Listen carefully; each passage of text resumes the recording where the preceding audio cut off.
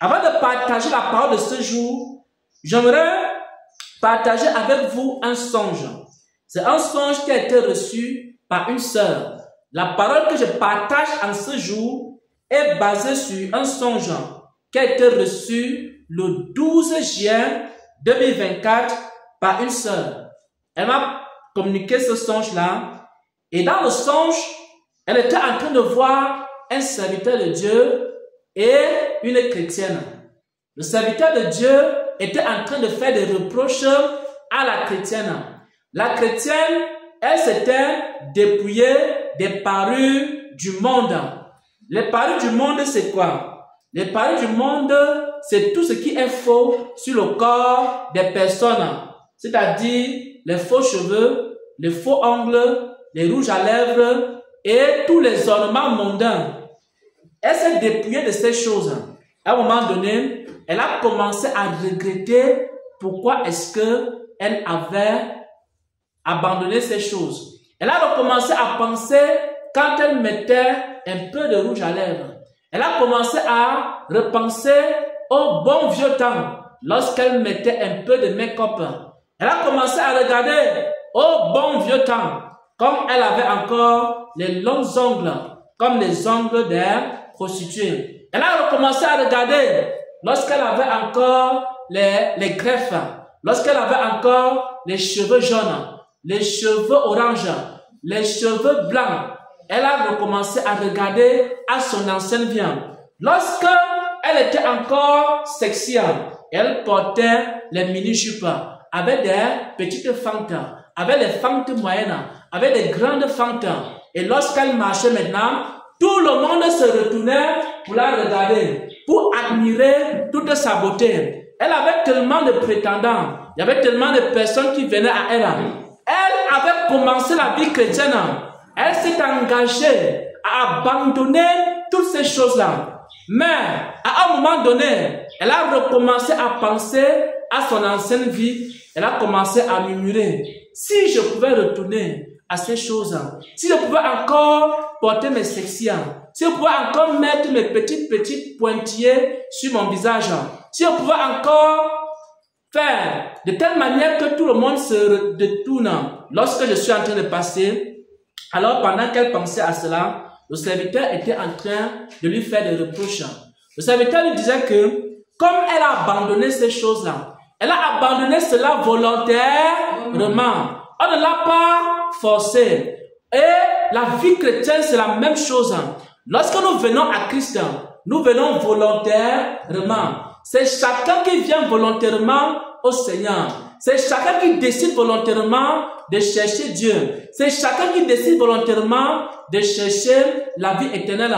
Mais une fois, mes frères et sœurs en Christ, quand vous avez pris la décision, il ne faut plus regarder en arrière. Cette jeune femme-là, elle regardait en arrière. Beaucoup également étaient dans la même situation.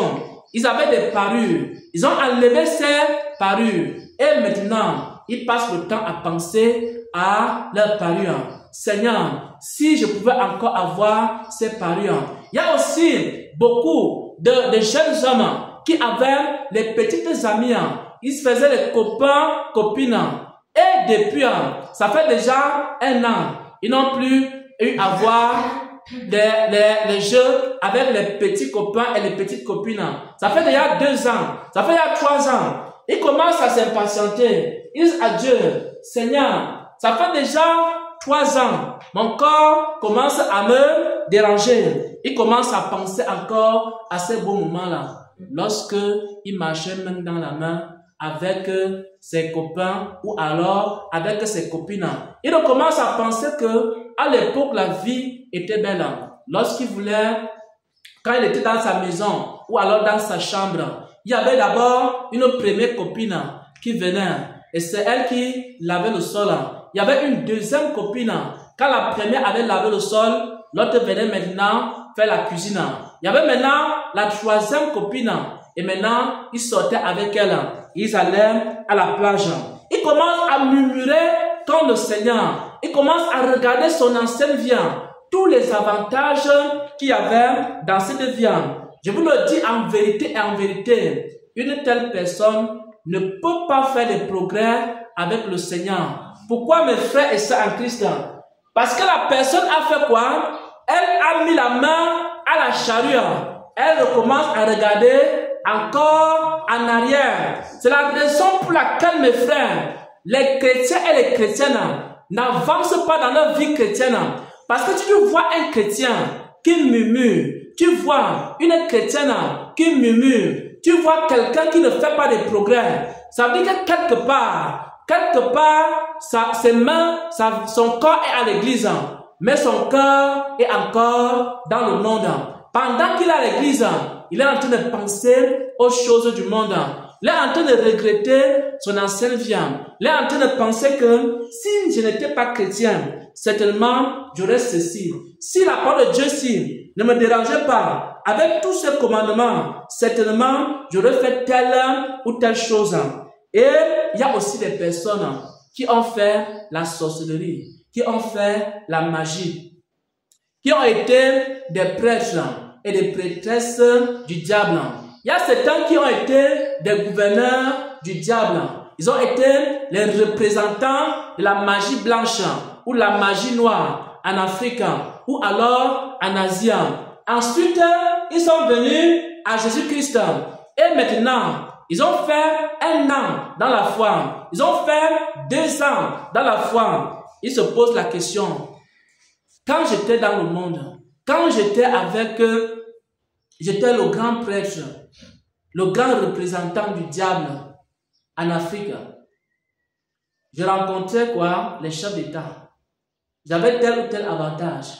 J'allais dans le monde du Pan-Dominion et je partais de donner le pouvoir aux gens là-bas. C'est moi qui commandais et qui gouvernais. Je pouvais soumettre telle personne à mon autorité. Si je vois une jeune fille et que j'ai besoin de la jeune fille, et puis je pars dans le monde du Pan-Dominion, on me donne son cœur là-bas. Tout ce que je vais dire à la fille, elle va maintenant accepter. Pourquoi? Parce que j'avais quoi? Le pouvoir. J'avais quoi? Des capacités. J'avais quoi? Des facultés. Mais voici maintenant, après 1 an dans la foi, je ne peux même pas dire bonjour à quelqu'un et la personne écoute ce que je suis en train de dire. Et partout, on me chasse de maison en maison. Et si j'avais mes super pouvoirs, j'allais seulement faire un petit regard comme ça. Et la personne devait se soumettre à ma volonté. Vous voyez, une telle personne, elle commence à regretter son ancienne vie. Si tu es chrétien et que tu menais une vie de péché, et que tu es chrétien, tu étais peut-être un ancien sorcier, tu es chrétien, tu étais un ancien occultiste, pour que tu avances dans la foi chrétienne, il y a une condition. La condition, c'est quoi? Tu dois détester ton ancienne vie. Parce que si tu mets la main à la charrue, tu regardes encore en arrière, tu n'es pas propre pour le royaume des cieux. Je vous dis la vérité. Il faut vous méfier des gens qui ont fait la magie noire, la magie blanche, la magie, je ne sais pas quoi. Parce que quand ils arrivent en Christ, s'ils n'ont pas les dons spirituels, ils vont commencer à rechercher les esprits de divination. Je vous dis la vérité. Imaginez un marabout, on venait le consulter. Chaque jour, on le consultait. Et maintenant, on lui donne de l'argent. Il avait les honneurs, il partait à la présidence, il rencontrait les ministres. Et ce marabout-là donne sa vie à Jésus. Il arrive à l'église. La première chose que Dieu fait, quoi?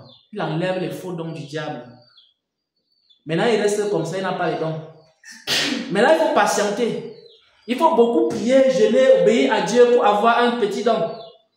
Il voit que le chemin là est trop compliqué. Il commence à dire, si j'étais encore un serviteur du diable.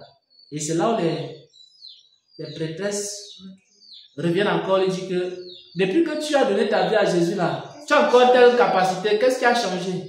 Tu sais que nous on partait souvent, on faisait telle ou telle chose. Ils remettent encore ces choses là dans ton cœur. Mais parce que tu as mis la main à la charrue, si tu ne regardes pas en arrière, lorsque ces tentations vont venir, tu vas dire arrière de moi, Satan. Pourquoi? Parce que tu as déjà pris une décision. Parce que tu as déjà pris un engagement. Et c'est la même chose. Si tu avais une petite amie, alors, et que la petite amie revient encore, pour que vous fassiez les mêmes choses, sans que vous ne soyez marié, il faut lui dire que tu as donné ta vie à Jésus-Christ. Parce que tu as déjà mis quoi? La main à la charrue. Il ne faut plus regarder en arrière. Ne regarde pas que c'est lui qui me payait le loyer. Ne regarde pas que c'est lui qui me payait les études. Ne regarde pas que c'est lui qui me donnait l'argent pour manger. Celui qui me donnait l'argent pour le maquillage, pour telle ou telle chose. Mais il faut que tu te dises que j'ai déjà mis la main à la charrue. Tu ne dois plus regarder en arrière. Sinon, tu ne pourras jamais faire de progrès en Christ. Ne vous y trompez pas. Une personne qui regarde en arrière ne peut pas faire de progrès dans la vie chrétienne. Il y a des hommes et des femmes. Le Seigneur les a enlevés dans certaines églises. Il les a mis dans d'autres églises. Peut-être pour une raison ou alors pour une autre raison. Et pendant qu'ils sont dans le deuxième ministère, ils sont tout le temps en train de penser à l'ancien ministère. Ils sont en train de penser. Je me rappelle, quand j'étais dans telle église, là-bas, quand on finissait le culte, on distribuait l'argent à tout le monde. Quand j'étais dans mon ancienne église, quand on finissait le culte, on faisait ceci, on faisait cela. Mais lorsque tu as pris la décision d'obéir au Seigneur, d'aller dans le nouveau ministère qu'il t'a montré, tu as déjà mis quoi? La main à la charrue. Il y a des chrétiens, ils s'en vont vers un serviteur de Dieu avec le nom d'autres serviteurs de Dieu. Mon apôtre m'avait dit ceci. Mon pasteur m'avait dit ceci. Là-bas dans mon église, on faisait comme ça. Là-bas dans le ministère, là, on faisait comme ça. Vraiment, je regrette. Je regrette vraiment parce que dans mon ancienne église, les choses étaient comme ceci, les choses étaient comme cela. Mais si tu veux faire des progrès avec le Seigneur, là où il t'a envoyé, il faut maintenant que tu fasses quoi? Il faut que tu saches que tu as déjà mis la main à la charrue. C'est pourquoi, mes frères, en tant que serviteur de Dieu, il y a plusieurs personnes qui viennent vers moi. Il y a certains qui font des progrès.